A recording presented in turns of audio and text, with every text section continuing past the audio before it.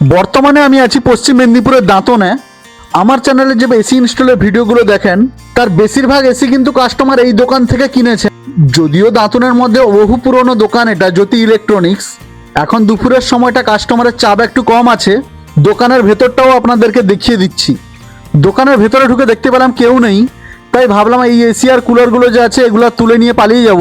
তারপরে হঠাৎ দেখি কোণের দিকে একজন দাঁড়িয়ে আছে, তাই বাধ্য হয়ে এই আইডিয়াটা ক্যান্সেল করতে হলো। এই যে এখন কোণে দাঁড়িয়ে আছেন, এতগুলো হোম থিয়েটার সিস্টেমের মধ্যে কোনটা চালিয়ে টেস্ট করা হবে সেইটা এখনো সিলেক্ট করতে পারছেন না। তাই আর হোম থিয়েটার সিস্টেম চালাতে পারলাম না, দেখে দেখে পালিয়ে এলাম। ভাবলাম উপরে একবার যাই, উপরে যদি কোনো কিছু জিনিস দেখলে পছন্দ হয়। চলুন আপনাদেরকেও দেখাচ্ছি উপরে কি আছে। ফাইনালি আমরা উপরে চলে এসেছি।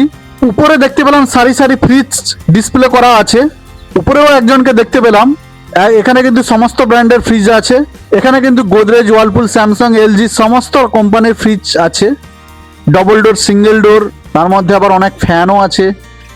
সমস্ত কোম্পানির ফ্রিজ কিন্তু এখানে আছে। কোন ফ্রিজটা নিব বুঝতে পারছিলাম না। এই হচ্ছে শুভ, মালিকের একনিষ্ঠ বিশ্বস্ত কর্মচারী। हेलो गाइस, सलाम साहब। আপনারা একটু দেখে বলুন দেখি কোনটা পছন্দ হলো কিনা।